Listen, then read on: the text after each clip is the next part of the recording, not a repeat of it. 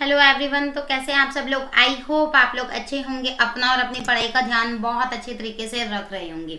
जैसा कि आप सभी जानते हैं, डेली न्यूज़ एक्सप्रेस हम लोग यहाँ पर कवर करते हैं। सुबह में 7 बजे आप लोगों को सेशन देखने को मिलता है। रेडियन लर्निंग के ऑफिशियल यूट्यूब चैनल पर मैं उपासना जैन आप सभी का स्वागत करती हूँ। चलिए देख लेते हैं किस तरह से चीज़ों को लेकर चलेंगे। सबसे पहले मैं आपको बता दूं, सबसे पहले हम न्यूज़ डिस्कस करेंगे, ठीक है। फिर उसके बाद में उससे रिलेटेड एमसीक्यू क्या बनेगा वो डिस्कस करेंगे। उसके बाद में इम्पॉर्टेंट न्यूज़ जो है उसको कवर अप करेंगे। एंड उसके बाद में अगर मैं आपको बता दूं, उसके बाद में हम क्या देखेंगे, उसके बाद में अगर कोई जीके और एक्स्ट्रा फैक्ट हमें दिया हुआ है उसको कवर करेंगे। मैप बेस्ड कोई न्यूज़ है तो उसको कवर करेंगे with location on the Google map, right. And last में मैं आपको बता दूं, ये अभी स्टार्ट किया है 15 दिन से, लाइक रिवीजन में हम लोग क्या करेंगे ना, मैं आपको बता दूं, वन लाइनर फॉर्म में हम लोग या तो वन लाइनर के क्वेश्चन लेंगे या फिर फिल इन द ब्लैंक्स के फॉर्म में क्वेश्चन लेंगे और उनको डिस्कस करेंगे, या तो प्रीवियस मंथ में जो यूज हुए हैं या फिर पिछले कुछ महीनों में। या फिर एक चीज और मैं बता दूं, अगर क्वेश्चन में बात की गई है हरियाणा की तो हरियाणा बेस पर क्वेश्चन, तेलंगाना की बात की गई है तो तेलंगाना के बेस पर क्वेश्चन। चलिए देख लेते हैं आज का सेशन। और सबसे पहले हम बात कर लेते हैं कोटेशन की। तो भाई आज का कोटेशन क्या है आप लोगों के लिए। आज का कोटेशन है, उड़ान तो भरना है चाहे कई बार गिरना पड़े, सपनों को पूरा करना है चाहे खुद से भी लड़ना पड़े। तो यहाँ पर ये चीज़ें एक स्टूडेंट, एक एस्पिरेंट और एक स्ट्रगलर के लाइफ में बहुत ही ज़्यादा इंपॉर्टेंट रखती है कि भाई उसे उड़ान तो भरनी है चाहे कितनी बार भी गिरना पड़े। अब आपने देखा होगा, एक चींटी जब दीवार पर चढ़ती है तो बार बार गिरती है फिर भी चढ़ती है, लेकिन at the end of the time वो लास्ट मोमेंट पे चढ़ जाती है। इसीलिए चढ़ती है ना, वो कोशिश करती रहती है चाहे आप कितनी बार भी गिरो, उड़ान तो भरने की कोशिश करो, सपनों को पूरा करना है ये सोच के करो, है ना। और खुद से भी लड़ना पड़े, चाहे कितनी ही प्रॉब्लम आए, कितना ही स्ट्रगल करना पड़े, लेकिन अपने सपनों को जरूर से जरूर पूरा करो। आई होप सब लोग इन चीजों को अपने लाइफ में इंप्लीमेंट करने का ट्राई करेंगे।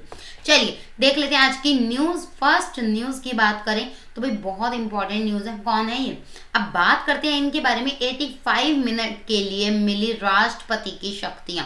तो यहाँ पर बात की गई है किनके बारे में, कमला हैरिस के बारे में। अब हमसे पूछा जाएगा क्या कमला हैरिस इज रिलेटेड टू, कौन से कंट्री से ये संबंधित है। कमला हैरिस डैश से संबंधित है। So if we talk about our correct answer, तो भाई हमारा करेक्ट आंसर है यूएस इसका करेक्ट आंसर बन जाएगा। अब बात करते हैं कुछ और इसके बारे में। यहाँ पर आप लोगों ने देख लिया, first women to get US presidential powers, मतलब यहाँ पर बात की गई है ये फर्स्ट वुमेन है जिनको यूएस की प्रेसिडेंशियल पावर्स मिली हैं। क्यों मिली है, क्या मिली है, देखते हैं सारी चीजें न्यूज में। चलिए 19 नवंबर को अमेरिकी उपराष्ट्रपति कौन है, कमला हैरिस हैं। उनको 1 घंटा 25 मिनट के लिए संयुक्त राज्य की पहली महिला कार्यकारी राष्ट्रपति उनको बना दिया गया, ठीक है। जब अमेरिका के राष्ट्रपति जो बाइडेन जी हैं, उन्होंने अस्थायी रूप से हैरिस को सत्ता हस्तांतरित करी क्योंकि वह एक नियमित क्लोनोस्कोपी के लिए संग्रह ग्रहण के तहत गए थे। मतलब वो एनेस्थेसिया होता है, ठीक है, उनका रेगुलर रूटीन होता है, वहां पर क्लोनोस्कोपी के लिए वो गए थे। उस टाइम पीरियड के दौरान अपनी उपराष्ट्रपति कमला हैरिस जी को प्रेसिडेंट की पावर उनके द्वारा दे दी गई। कितनी देर के लिए मैं आपको बता दूं, 85 मिनट्स, 1 आवर प्लस 25 मिनट, मतलब टोटल हो गए 85 मिनट, राइट। अब बात करते हैं यहाँ पर इनके बारे में क्या क्या इंपॉर्टेंट बन सकता है। मैम एग्जाम के पर्सपेक्टिव से बता दीजिए क्या इंपॉर्टेंट है। चलिए अगर मैं आपको बात बताऊं, इस विकास के साथ 57 वर्षीय कमला हैरिस अब पहली महिला है जिनके पास अमेरिका के 250 साल पुराने इतिहास में राष्ट्रपति पद का अधिकार है। चाहे बेशक सिर्फ 85 मिनट के लिए हो, बट मिला तो है ना, तो यहाँ पर इसीलिए ये चीजें ज्यादा इंपॉर्टेंट बन जाती हैं। चलिए कमला हैरिस पहली महिला, पहली अफ्रीकी अमेरिकी और पहली एशियाई अमेरिकी, पहली भारतीय अमेरिकी हैं जो अमेरिका में दूसरी सबसे शक्तिशाली स्थिति रखती हैं। तो यहाँ पर बात की गई है कमला हैरिस जी के बारे में। अब हम आपको बता देते हैं, जो कमला हैरिस है ना, she was elected US Vice President on November 7, 2020 after Joe Biden was declared the President of the United States in the US Presidential Elections 2020। सब लोगों ने देखा था इलेक्शन, सबको पता है 2020 में यूएस में इलेक्शन हुए थे, वहां पर प्रेसिडेंट किनको डिक्लेयर किया गया था, जो बाइडेन जी को। और उसी टाइम पर डिक्लेयर किया गया था वाइस प्रेसिडेंट किन को, कमला हैरिस जी को। तो ये भी चीजें आपको पता होनी चाहिए। चलिए बात करते हैं आज की अगली न्यूज की। यहाँ बात की गई है सैटेलाइट की, ठीक है। कौन सी सैटेलाइट या कौन सी कंट्री से रिलेटेड है, बात करते हैं आगे के स्लाइड्स में। क्वेश्चन क्या बनेगा आपसे, क्वेश्चन में पूछा जाएगा अ न्यू सैटेलाइट जिसका नाम क्या है, जिसका नाम है Gaofen 1103 has been launched by which country. So यहाँ पूछा गया है कौन सी कंट्री ने इसको लॉन्च किया है। अगर हम यहाँ एलिमिनेशन पावर यूज करें तो बहुत इजीली हम पता कर सकते हैं, भाई पाकिस्तान तो करेगा नहीं, ठीक है। पाकिस्तान तो मतलब शायद ही कोई सैटेलाइट या कोई भी चीज ऐसी लॉन्च करता होगा जिसके बारे में हमें पढ़ने को मिले, बट अनफॉर्चुनेटली पाकिस्तान हम इसमें से हटा देंगे, ठीक है। श्रीलंका भी नहीं है, नेपाल भी नहीं है, और अगर हम बात करें करेक्ट आंसर की तो भाई बन जाता है चाइना। चाइना करेक्ट आंसर इसका बन जाता है। अब बात करते हैं इसके बारे में, ये सैटेलाइट क्या है, किस तरह से इसको लॉन्च किया गया है, सारी चीजें डिस्कस करते हैं। कब, साथ में कब इसको लॉन्च किया गया और कहां से, साथ में मैं आपको बता दूं 20 नवंबर 2021 को चीन ने लायुआन सैटेलाइट लॉन्च सेंटर से गाओफेन 1103 नामक एक नया उपग्रह लॉन्च किया। बहुत अच्छी बात है। अच्छा यहाँ मैं आपको बता दूं Taiwan satellite launch centre Shanxi के उत्तरी प्रांत में स्थित है। तो ये लोकेशन थोड़ी थोड़ी आपको पता होनी चाहिए। वैसे सबसे ज्यादा इंपॉर्टेंट कंट्री पूछी जाती है, अगर थोड़ा सा हायर लेवल का एग्जाम है तो उसमें स्टेटमेंट दे के पूछ सकता है एग्जामिनर। चलिए अब बात करते हैं कुछ कुछ और इसके बारे में। सैटेलाइट को लॉन्ग मार्च 4B रॉकेट के द्वारा लॉन्च किया गया था। बहुत अच्छी बात है। अब पूछा जा सकता है कौन से रॉकेट के द्वारा लॉन्च किया गया था, तो ये नाम भी आपको पता होना चाहिए, लॉन्ग मार्च 4B। चलिए यह सफलतापूर्वक नियोजित कक्षा में प्रवेश कर गया, सक्सेसफुली लॉन्च हो गया, एंटर भी कर लिया इसने। अब यहाँ पर बात करते हैं लॉन्ग मार्च सीरीज कैरियर रॉकेट्स के 397वें मिशन के रूप में चिन्हित उपग्रह का प्रक्षेपण यहाँ पर किया गया। तो यहाँ पर 397th मिशन की बात की गई है, ये भी आपको पता होना चाहिए, थोड़ा सा इंपॉर्टेंट है कि कौन सा मिशन था ये, 397th मिशन ये था। चलिए अब बात करते हैं आज की अगले इंपॉर्टेंट न्यूज की। तो यहाँ पर दिया गया है क्या, इनको तो सभी जानते होंगे, ठीक है, मेरे ख्याल से किसी को बताने की जरूरत नहीं है। ये कौन सी पर्सनालिटी है, ये है हेमा मालिनी जी, ठीक है, और ये है प्रसून जोशी। इनके भी वैसे तो कुछ कुछ लोग जानते ही होंगे, नहीं जानते तो बात कर लेते हैं कुछ कुछ और इनके बारे में। यहाँ बात की गई है क्या, अभिनेता और भाजपा नेता हेमा मालिनी और गीतकार साथ में CBFC चीफ प्रसून जोशी, इनको भारतीय अंतर्राष्ट्रीय फिल्म महोत्सव डैश में Indian film personality of the year पुरस्कार से नवाजा जाएगा। तो कौन से ईयर के लिए नवाजा जाएगा, सबसे ज्यादा कंफ्यूजन होगी आपको 2021 एंड 2022 के बीच में। सो अगर हम यहाँ पर बात करें करेक्ट आंसर की, तो भाई इसका करेक्ट आंसर है 2021। जी हाँ, 2021 के लिए इन दोनों को नवाजा जाएगा। किन किन को मैं अगेन से बता देती हूँ, हेमा मालिनी जो कि एक एक्ट्रेस हैं और बीजेपी लीडर भी हैं, साथ में प्रसून जोशी जो एक लिरिसिस्ट हैं एंड फॉर्मर CBFC के भी चीफ वो रहे हैं।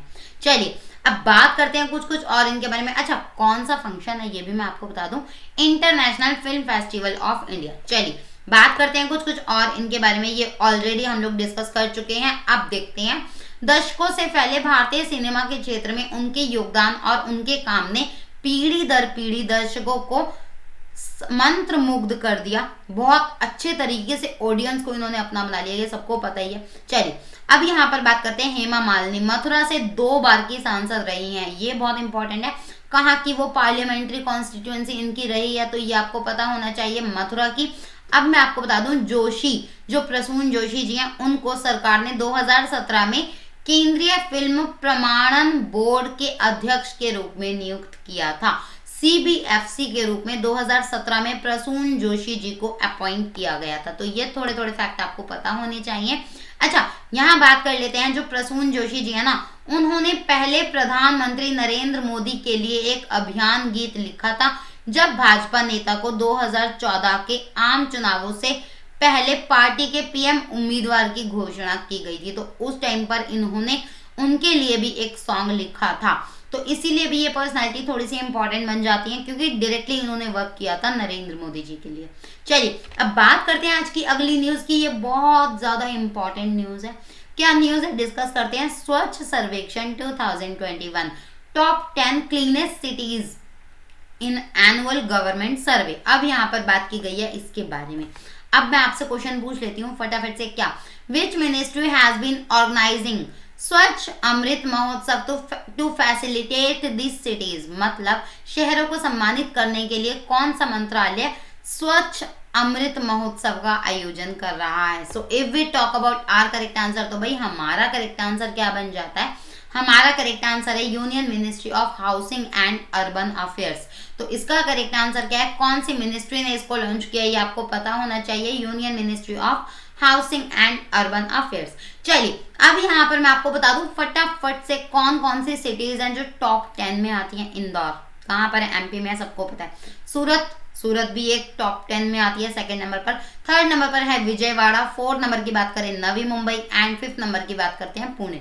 साथ में 6 नंबर देख लेते हैं रायपुर। 7 नंबर पर भोपाल। 8 नंबर पर वडोदरा गुजरात में है। विशाखापट्टनम 9 नंबर पर और अहमदाबाद हमें मिल जाती है 10th नंबर पर।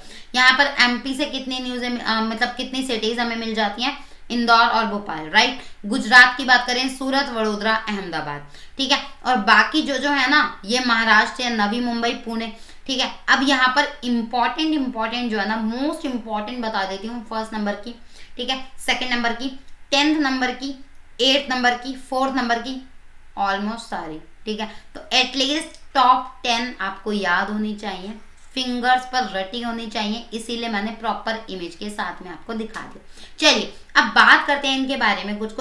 राष्ट्रपति रामनाथ कोविंद जी लगभग 342 शहरों को सम्मानित करने के लिए तैयार हैं, जिन्हें स्वच्छ सर्वेक्षण 2021 में कचरा मुक्त और स्वच्छ होने के लिए स्टार रेटिंग से नवाजा गया है। तो यहाँ पर बात की गई है, टोटल अप्रोक्सीमेटली बात की गई है 342 सिटीज के बारे में। तो ये भी आपको पता होना चाहिए। और कौन इसको ऑनर करेगा, प्राइम मिनिस्टर नहीं ऑनर करने वाले हैं, इसको ऑनर करेंगे प्रेसिडेंट रामनाथ कोविंद जी। तो इसीलिए ये भी आपको पता होना चाहिए। अब बात करते हैं कुछ और इनके बारे में। As already I told you, कौन सी मिनिस्ट्री ने इस प्रोग्राम को, इस महोत्सव को ऑर्गेनाइज किया है, तो union ministry of housing and urban affairs has been organizing Swachh Amrit महोत्सव टू फैसिलिटेट दिस सिटीज। तो ये चीज आपको क्लियर हो जानी चाहिए। साथ में मैं आपको बता दूं this event will be organized at Vigyan Bhawan in the NC, मतलब नेशनल कैपिटल में इसको विज्ञान भवन में ऑर्गेनाइज किया जाएगा। चलिए साथ में मैं आपको बता दूं स्वच्छ अमृत महोत्सव सफाई मित्र सुरक्षा चुनौती के तहत शीर्ष प्रदर्शन करने वाले शहरों को मान्यता देकर स्वच्छता कार्यकर्ताओं को श्रद्धांजलि भी देगा। तो यहाँ पर चीजें इस तरह से भी चल रही हैं। किन के बारे में यहाँ बात की गई है ये भी आपको पता होना चाहिए। चलिए देखते हैं आज का अगला इंपॉर्टेंट क्वेश्चन। यहाँ पर बात की गई है डे से रिलेटेड क्वेश्चन की। तो डे से रिलेटेड ऑलरेडी आपको पता है, मैं आपको बहुत बार बता चुकी हूँ, जितने भी इंपॉर्टेंट क्वेश्चन होते हैं सारे इंपॉर्टेंट होते हैं। यहाँ पर बात करते हैं यूनिवर्सल चिल्ड्रंस डे की। तो यहाँ पर आपसे क्वेश्चन बनेगा, क्या world children's day is observed on which date. So आपको पता होना चाहिए इसका करेक्ट आंसर, जो कि है 20 नवंबर, 20 नवंबर। जी हाँ। अब यहाँ पर बात करते हैं 14 नवंबर को क्या मनाया जाता है मैम, भाई वो तो जवाहरलाल नेहरू जी के लिए मनाया जाता है ना, बाल दिवस इंडिया में, ठीक है। अब वर्ल्ड के लेवल पे भी तो मनाया जाएगा बाल दिवस, वो मनाया जाता है 20 नवंबर को। कंफ्यूज नहीं होना है, 14 नवंबर को इंडिया में, 20 नवंबर को वर्ल्ड में। सिंपल सा है, याद रखना है, लॉजिक है, सिंपल है। चलिए अब बात करते हैं इसके बारे में कुछ। अगर हम बात करें तो universal world children's day is celebrated on 20th November annually to promote international togetherness, awareness among children worldwide and improving children's welfare। अब यहाँ पर बात की गई है चिल्ड्रंस का दिन है, बच्चों का दिन है, ठीक है। तो बच्चों के बारे में, बच्चों को मतलब बच्चों के जो उनके अंदर जो विचार हैं, ठीक है, उनके अंदर जितनी भी चीजें हैं ना, उनके अंदर जो सुधार कर सकते हैं, कल्याण में सुधार कर सकते हैं, तो इन सब चीजों को जागरूकता को बढ़ावा देने के लिए, जागरूकता करने के लिए, जागरूक करने के लिए लोगों को इस चीज को ऑब्जर्व किया जाता है। ये चीज मैं आपको बहुत बार बता चुकी हूँ। अगर कोई भी डे ऑब्जर्व किया जा रहा है तो मोस्ट ऑफ द केसेस में यही रीजन होता है कि उस चीज के बारे में ज्यादा से ज्यादा अवेयर करना लोगों को, राइट। तो 20 नवंबर को इसको ऑब्जर्व किया जाता है। अब यहाँ पर बात करते हैं कुछ और इसके बारे में। 20 नवंबर एक महत्वपूर्ण तारीख है क्योंकि यह 1959 की तारीख है जब संयुक्त राष्ट्र महासभा ने बाल अधिकारों की घोषणा को अपनाया था। तो यहाँ पर चीजें इस तरह से भी आपको देखने को मिल रही हैं। अब यहाँ पर बात करते हैं 2021 बाल अधिकारों पर कन्वेंशन की 32वीं वर्षगांठ मनाई जा रही है। मतलब 32nd वर्षगांठ, 32nd एनिवर्सरी ऑब्जर्व की जा रही है 2021 में। किस पर? Convention on the rights of the child. अब यहाँ पर बात करते हैं इसके बारे में। किसके बारे में? वर्ल्ड चिल्ड्रंस डे के बारे में। सबसे पहली बार अगर मैं आपको बता दूं, the world children's day was first established in 1954। 1954 में इसको सबसे पहली बार ऑब्जर्व किया गया था। Universal children's day and is celebrated on 20 November each year. Decide किया गया था हर साल 20 नवंबर को यूनिवर्सल चिल्ड्रंस डे मनाया जाएगा। चलिए, इन 1959 UNGA मतलब United Nations general assembly adopted the declaration of the rights of the child. अब यहाँ पर बात की गई है 1959 में संयुक्त राष्ट्र महासभा ने बाल अधिकारों को घोषणा को भी अपना लिया था। अच्छा, अब यहाँ पर देखते हैं, it is also the date in 1989 when the UN general assembly adopted the convention on the rights of the child। अब यहाँ पर बात की गई है क्या? 1989 के बारे में। क्या बात की गई है? 1989 के बारे में। और यहाँ बताया गया है 1989 की भी सेम डेट पर संयुक्त राष्ट्र महासभा ने बाल अधिकारों पर कन्वेंशन को अपना लिया था। तो यहाँ पर हमें 3 ईयर देखने को मिले हैं। कौन कौन से? 1954, 1959 और 1989। अब बात करते हैं 2021 की। तो 2021 में 32nd नंबर की कन्वेंशन ऑब्जर्व की जा रही है। तो आई होप चीजें आप लोगों को क्लियर हो रही होंगी। अगर कोई भी डाउट है तो प्लीज करके कमेंट बॉक्स में आप लोग मेंशन कर दीजिए, मैं ट्राई करूंगी आंसर करने का। चलिए, अब देखते हैं आज की इंपॉर्टेंट अगली न्यूज क्या कहती है। Bihar Uttar Pradesh police lowest among all states on the perception of sensitivity says survey के अनुसार बताया जा रहा है क्या? बिहार और उत्तर प्रदेश की जो पुलिस है ना, उनको लोएस्ट रैंकिंग मिली है पूरे स्टेट के परसेप्शन में। यहाँ पर बात की जा रही है पुलिस के बारे में। अब यहाँ पर क्वेश्चन क्या बनेगा? क्वेश्चन में आपसे पूछा जाएगा, स्मार्ट पुलिसिंग विचार की कल्पना व्यक्त और भारतीय प्रधानमंत्री द्वारा डैश वर्ष में गुवाहाटी में आयोजित राज्य और केंद्रीय पुलिस संगठनों के DGP के सम्मेलन में पेश किया गया था। तो अगर हम बात करें यहाँ पर करेक्ट आंसर की, तो भाई करेक्ट आंसर बन जाता है 2014। 2014 इसका करेक्ट आंसर बन जाता है। अब यहाँ पर बात करते हैं एक्चुअली में न्यूज क्या है। अब यहाँ पर बताया गया है क्या? यहाँ पर बताया गया है स्मार्ट पुलिसिंग इंडेक्स में बिहार और उत्तर प्रदेश सबसे लोएस्ट रैंक पर आए हैं।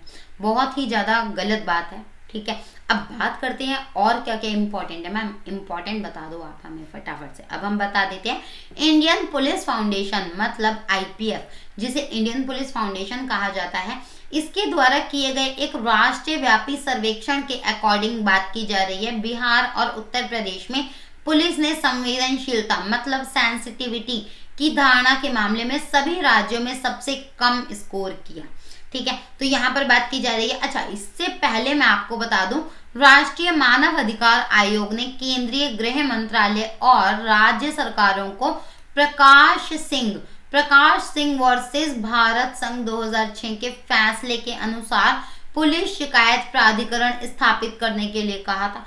फाइनली 2006 में कहा था और उसके बाद में हमें चीजें देखने को मिली 2014 में। अब यहाँ पर बात की जा रही है स्मार्ट के बारे में। तो मैं थोड़ा सा आपको इसका ओवरव्यू दे दूं। लाइक स्मार्ट पुलिसिंग आइडिया, यहाँ पर बात की जा रही है वर्ष 2014 में गुवाहाटी में आयोजित राज्य और केंद्रीय पुलिस संगठनों के बीच DGP के सम्मेलन में भारतीय प्रधानमंत्री के द्वारा स्मार्ट पुलिसिंग विचार की कल्पना व्यक्त और पेश की गई थी। अब यहाँ पर मैं आपको बता दूं स्मार्ट के बारे में कुछ, ठीक है। स्मार्ट है क्या चीज? फुल फॉर्म भी तो होगी इसकी कुछ। अब देख लेते हैं इसकी एग्जैक्टली फुल फॉर्म है क्या, साथ में मैं आपको बता दूं इसके बारे में। चलिए, इसने भारतीय पुलिस को सख्त और संवेदनशील आधुनिक और मोबिलिटी, मतलब यहाँ पर इंग्लिश में देखते हैं, हिंदी में ना ट्रांसलेशन में थोड़े थोड़े वर्ड्स मिस करेक्ट हो जाते हैं, लाइक अब देखते हैं यहाँ पर इंग्लिश में, ठीक है। It investigate systemic changes to transform the Indian police to be strict and sensitive, यहाँ पर बात की गई है स्ट्रिक्टनेस की और सेंसिटिवनेस की। मॉडर्न एंड मोबिलिटी, मोबाइल से मतलब है mobility, right. Alert and accountable, accountable होंगे, अलर्ट रहेंगे। रिलायबल एंड रिस्पॉन्सिव, यहाँ पर आप देख रहे हैं एस है तो एस के 2 वर्ड दिए हुए हैं, राइट। एम है तो एम के 2 वर्ड, ये वर्ड आपको पता होने चाहिए। कई बार ना डैश देके या फिर meaning to S, S refers to, ऐसे करके क्वेश्चन पूछ लेता है एग्जामिनर, अगर स्मार्ट की फुल फॉर्म पूछ रहा है तो, ठीक है। R stands for reliable and responsive and T stands for techno savvy and trend. यहाँ पर इसकी पूरी फुल फॉर्म मैंने आपको बता दी, आप लोग याद कर लीजिएगा अच्छे तरीके से। पीडीएफ आपको मिल जाएगी कहाँ पर, टेलीग्राम के ग्रुप में। चलिए देखते हैं आज की इंपॉर्टेंट न्यूज और most highlighted news of today. अब यहाँ पर बात करते हैं एलॉन मस्क। सबको पता है कौन है, नहीं पता तो बात कर लेंगे, बता दूंगी मैं। चलिए वैसे तो सबको पता होगा, हम बहुत बार डिस्कस कर चुके हैं इनके बारे में। Elon Musk Starlink unit starts hiring in India. Hiring हो रही है इंडिया में, हो रही है। चलो चलो देखते हैं क्या चीज। चलिए अब यहाँ पर मैं आपसे पूछ लूं, क्या Starlink project was started in which year. अब यहाँ पूछा जाएगा क्या स्टारलिंक प्रोजेक्ट, स्टारलिंक परियोजना किस वर्ष शुरू की गई थी। So if we talk about our correct answer, तो भाई हमारा करेक्ट आंसर है 2015। 2015 में इस प्रोजेक्ट को स्टार्ट किया गया था। स्पेस एक्स, सबको पता है एलॉन मस्क की ये कंपनी है। स्पेस एक्स में निकली भारतीयों के लिए नौकरियां, क्या सच्ची में? हाँ भाई निकल चुकी हैं, ठीक है। अब बता देंगे हम लोग, आपको अप्लाई कैसे करना है वो भी हम बता देंगे। अभी फिलहाल पूरा प्रोसेस नहीं आया, जैसे ही प्रोसेस आएगा हम लोग न्यूज में कॉन्टिन्यूसली मैं डिस्कस करती रहूंगी, बताती रहूंगी। चलिए अब यहाँ देखते हैं जो न्यूज है। यहाँ पर बोला गया है क्या ग्रेजुएट कर चुके कैंडिडेट भी अप्लाई कर पाएंगे एंड माइक्रोसॉफ्ट ऑफिस के बारे में उनको पूरी जानकारी होनी चाहिए। माइक्रोसॉफ्ट ऑफिस मतलब वर्ड, पावर पॉइंट, एक्सेल, ठीक है। जितना भी पूरा ऑफिस है ना वो पूरा प्रॉपर तरीके से आना चाहिए, तभी उनकी एंट्री हो पाएगी। ग्रेजुएट अगर आप हैं तो आपकी एंट्री है, मतलब मिनिमम क्वालिफिकेशन आपकी ये दोनों होनी चाहिए। चलिए अब देखते हैं कैसे करेगा स्टारलिंक काम। यहाँ पर मैं आपको थोड़ा सा ओवरव्यू दे दूं स्टारलिंक प्रोजेक्ट के बारे में। जमीन पर ग्राउंड नोड्स के अलावा किसी इंफ्रास्ट्रक्चर की जरूरत नहीं होगी। साथ में मैं आपको बता दूं पहाड़ी या दूर दराज के इलाके में भी आसानी से मिलेगी इसकी सुविधा। चलिए स्पेक्ट्रम की लड़ाई नहीं, क्योंकि मिलीमीटर वेव स्लाइट लाइसेंस होगा यहाँ। हाई बैंडविड्थ कवरेज, क्योंकि इसमें मिलीमीटर वेव्स का इस्तेमाल होता है, ठीक है। अब यहाँ पर बात करते हैं आज की अगली न्यूज की, जो कि क्या है, जो कि एक आर्ट से रिलेटेड है। क्या बताया जा रहा है, preserving Dokra art with skill development and a bit of tech. अब यहाँ पर बात की गई है लाइक काइंड ऑफ आर्ट, यहाँ पर बात की जा रही है डोकरा आर्ट जिसे कहा जाता है। अब यहाँ पर क्वेश्चन पूछा जाएगा क्या डोकरा crafts of Ojha Gonds community is related to which state. Basically पूछा गया है कौन से स्टेट से ये कम्युनिटी और क्राफ्ट रिलेटेड है। सो अगर हम बात करें करेक्ट आंसर की, तो भाई इसका करेक्ट आंसर है तेलंगाना। तेलंगाना इसका करेक्ट आंसर बन जाता है। अब बात करते हैं इसके बारे में। आईआईटी हैदराबाद के डिजाइन विभाग ने तेलंगाना राज्य में ओझा गौंड समुदाय के डोकरा शिल्प की सुरक्षा के उद्देश्य से डोकरा कला रूप के लिए डिजाइन कार्यशाला का आयोजन किया। तो यहाँ पर बात की जा रही है इसके बारे में, ये चीजें आपको पता होनी चाहिए। कौन से स्टेट से ये रिलेटेड है, तेलंगाना से रिलेटेड है। अच्छा यहाँ पर कुछ कुछ उद्देश्य भी हैं, ये भी फटाफट से ओवरव्यू ले लेते हैं इनका भी। सबसे पहले हम अगर बात करें किसके बारे में, ओझा शिल्पकारों के लिए सामुदायिक भवन और समकक्ष शिक्षा होगी, इसका उद्देश्य है। साथ में ओझा कारीगरों के लिए सतत आजीविका के अवसर पैदा करना भी इसका एक उद्देश्य है। आदिलाबाद जिले के राजगौंड समुदाय की धातु विज्ञान और क्षेत्रीय कलाकृतियों की पारंपरिक प्रक्रिया का दस्तावेजीकरण भी हमें देखने को मिलेगा। साथ में मैं आपको बता दूं ओझा क्राफ्ट में डिजाइन विकास का पता लगाने के लिए पारंपरिक कलाकृतियों का एक डिजिटल भंडार भी बनाना इसका उद्देश्य है। चलिए ओझा परिवारों की युवा पीढ़ियों को समुदाय की पैतृक शिल्प प्रथाओं को अपनाने और उनकी रक्षा करने के लिए प्रोत्साहित करना भी इसका उद्देश्य है। साथ में मैं आपको बता दूं, क्षेत्र में आम लोगों के बीच ओझा समुदाय की पारंपरिक शिल्प प्रथाओं के बारे में जागरूकता पैदा करना। तो इतने सारे इसके उद्देश्य बताए गए हैं। आई होप चीजें आपको समझ में आ रही होंगी। तेलंगाना से ये रिलेटेड हमें देखने को मिलता है।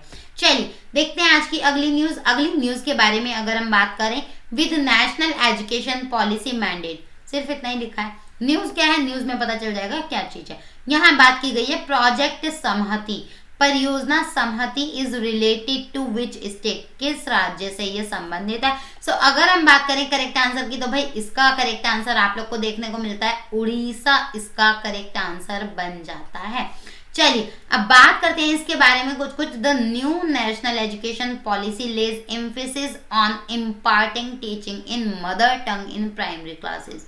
यहाँ बात की गई है नई राष्ट्रीय शिक्षा नीति के बारे में। इसकी प्राथमिक कक्षाओं में मातृभाषा में पढ़ाने पर जोर ये देती है और इस प्रकार उड़ीसा ने अपनी विभिन्न जनजातीय भाषाओं को प्रदान करने के लिए समहति परियोजना को शुरू कर दिया। अगर आपको पता ही है, अगर कोई भी प्रोजेक्ट या कोई भी स्कीम या कोई भी योजना या कोई भी मिशन या फिर कोई भी कैंपेन स्टार्ट किया जाता है किसी पर्टिकुलर स्टेट के द्वारा, तो वो उस स्टेट के एग्जाम्स के लिए तो इम्पोर्टेंट है ही, साथ में और अदर इम्पोर्टेंट एग्जाम्स के लिए भी इम्पोर्टेंट है, क्योंकि यहाँ पर बात की गई है नेशनल एजुकेशन पॉलिसी की। तो national education policy means national का ये मुद्दा है, इसीलिए इम्पोर्टेंट बन जाता है, इसीलिए पढ़ना भी जरूरी है। चलिए यहाँ मैं ऑलरेडी आपको बता चुकी हूँ, यह परियोजना लुप्त प्राय जनजातीय भाषाओं को बचाने में बहुत ज्यादा मदद करेगी।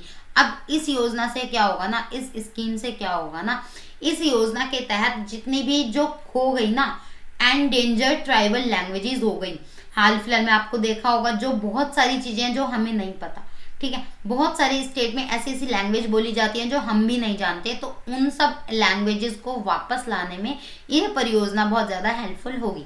चलिए देखते हैं और कुछ इसके बारे में। उड़ीसा स्कूल शिक्षा कार्यक्रम प्राधिकरण के अकॉर्डिंग 21 आदिवासी भाषाओं में 302 से अधिक पाठ्य पुस्तकें और 2500 पूरक पठन सामग्री विकसित करी गई है, जिसमें कहानी की किताबें और चित्र चार्ट इंक्लूड हैं। अब यहाँ पर बात की गई है किसके बारे में, according to the Orissa school education programme authority के बारे में। चलिए देखते हैं कुछ और इसके बारे में। इस वाली जो अंडर समहति ये जो परियोजना है ना, इसमें इसके तहत प्राथमिक स्तर के सभी शिक्षकों को आदिवासी भाषाओं का कार्यात्मक ज्ञान भी प्रदान किया जाएगा। साथ में मैं आपको बता दूं ये इम्प्लीमेंट की गई है किसके द्वारा, the schedule caste and schedule tribe research and training institute and the academy of tribal language and culture, जो कि भुवनेश्वर में स्थित है।